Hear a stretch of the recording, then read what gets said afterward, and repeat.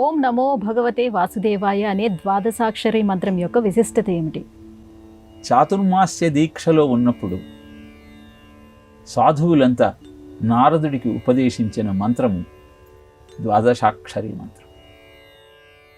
తత్ప్రభావంతో దాసీపుత్రుడైన నారదుడు దేవర్షిగా త్రిలోక సంచారం చేస్తూ నారాయణ నామంలోని వైశిష్ట్యాన్ని లోకాలన్నింటిలో కూడా వ్యాప్తి చేశాడు. అనంతరం ధ్రువుడు తండ్రి కంటే పెద్ద పదవిని అధిరోహించాలన్న ఆలోచనతో ఇల్లు వదిలి అరణ్యానికి వెళుతున్న సమయంలో ఆ నారదుడే ధ్రువుడికి ఈ ద్వాదశాక్షరి మంత్రాన్ని బోధించాడు.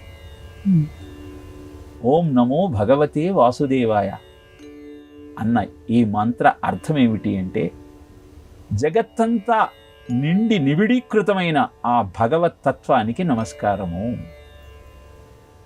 ధ్రువుడు ఆ మంత్రాన్ని నారదుడి ద్వారా స్వీకరించి కఠోరమైన తపస్సు చేసి 6 నెలల్లో విష్ణువు యొక్క సాక్షాత్కారం పొందాడు.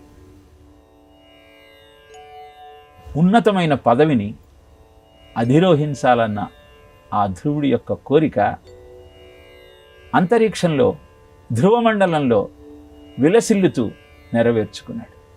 అనంతరకాలంలో బాధపడ్డాడు. శ్రీమన్నారాయణుడే నా ముందు ప్రత్యక్షమైతే ఆయన సాయుధ్యం కోరుకోకుండా ఇలా ధ్రువమండలంలో ఉండాలని కోరుకోవటం హాస్యాస్పదం కదా అని భావించాడు.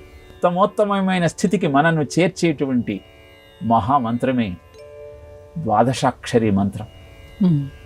అనునిత్యము ఆ మంత్రాన్ని ఆశ్రయించి అనుష్ఠానం చేసేవారికి జీవితంలో అవరోధాలేవి ఉండవు. అద్భుతమైన శ్రేయస్సు వారి సొంతమవుతుంది.